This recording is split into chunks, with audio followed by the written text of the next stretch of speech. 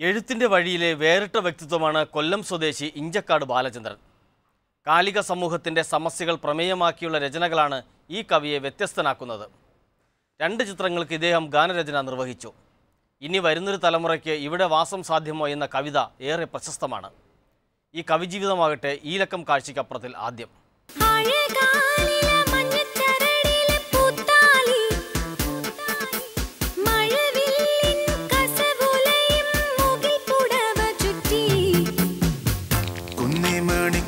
സണിഞ്ഞ് വയൽ കിളി വരവായി കുറുനില പടർപ്പിനുള്ളിൽ കുളിർമൊഴി ഒഴുകി.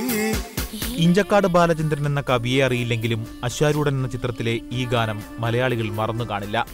മലയാള സിനിമാ ഗാനത്തിന് ആലിലത്താലി ചാർത്തിയ ഇഞ്ചക്കാട് ബാലചന്ദ്രൻ എന്ന കവിയെ തേടിയുള്ള അന്വേഷണം കൊല്ലം ജില്ലയിലെ ശൂരനാട് എന്ന ഗ്രാമത്തിലെത്തും. ഇവിടെ പ്രകൃതിയോട് കിന്നാരം പറഞ്ഞും നാട്ടുകൂട്ടങ്ങളിൽ സജീവമായും നിങ്ങൾക്ക് ബാലചന്ദ്രനെ കാണാം. മലയാള ചലച്ചിത്രത്തിന്റെ തിരക്കുകളിൽ നിന്നും തൽക്കാലത്തേക്ക് ഒരു വിടവാങ്ങൽ. ചുരുങ്ങിയ കാലം കൊണ്ട് ഇഞ്ചക്കാട് ബാലചന്ദ്രൻ എഴുതിയ കവിതകൾക്ക് കണക്കില്ല.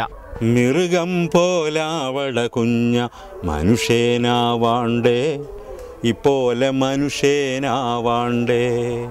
മൃഗം പോലാവള കുഞ്ഞ മനുഷ്യനാവാണ്ടേ ഇപ്പോലെ മനുഷ്യനാവാണ്ടേ.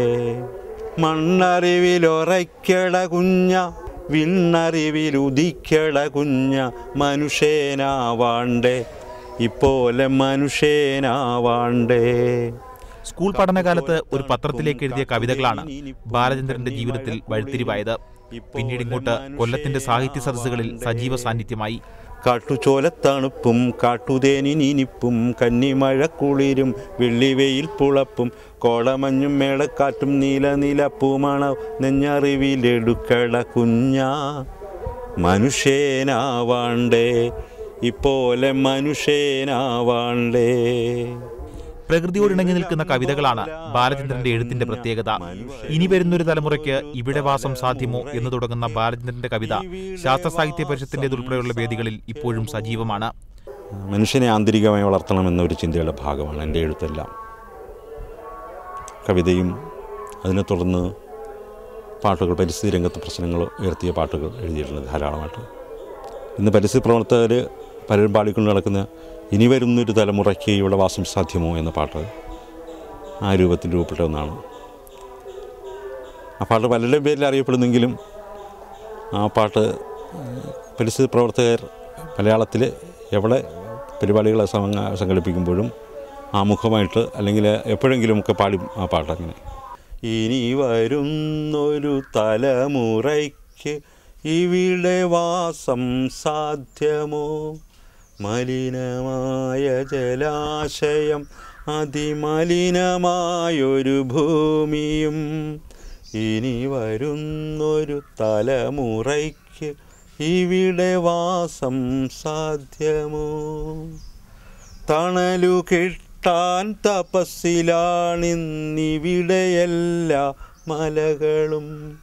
2006 സംവിധായകൻ ജയരാജൻ എഴുതിയ കത്താണ് അശ്വാരൂഢൻ എന്ന ചിത്രത്തിലേക്ക് വഴി തുറന്നത്. ഈ കത്തിലൂടെ ബാലചന്ദ്രന്റെ അപാരമായ കഴിവ് സംവിധായകൻ തിരിച്ചറിയുകയായിരുന്നു. സിനിമയിൽ രവീന്ദ്രൻ മാഷാണ് സിനിമയിലേക്ക് ശരിക്കും ക്ഷണിക്കുന്നത് തന്നെ. വളരെ അവിചാരിതമായിട്ട് ഞാൻ പാടിയ പാട്ടുകൾ കേൾക്കാനിടയായപ്പോൾ എൻ്റെ അടുത്ത് ചോദിച്ചു, നിനക്ക് സിനിമയ്ക്ക് പാട്ടെഴുതി? രവീന്ദ്രൻ മാഷ് മുൻനിന്ന് ചെയ്യാൻ പോയ 1-2 പ്രോജക്റ്റുകളിൽ നിന്ന് അവിചാരിതമായിട്ട് ഒഴിവാകേണ്ടി വന്നു. ഒഴിവായ മറ്റൊന്നുമല്ല, രവീന്ദ്രൻ മാഷിൻ്റെ മരണത്തോടെയാണ്. അല്ലെങ്കിൽ എന്നേ ഈ മേഖലയിൽ രവീന്ദ്രൻ മാഷ് 1-2 പേരോട് പറഞ്ഞു പാട്ട് ചെയ്യിക്കണമെന്ന് പറഞ്ഞു. രവിദാസ് സാറിൻ്റെയും ഒക്കെ നേരിൽ വിളിച്ച് പറഞ്ഞിട്ടുണ്ട്.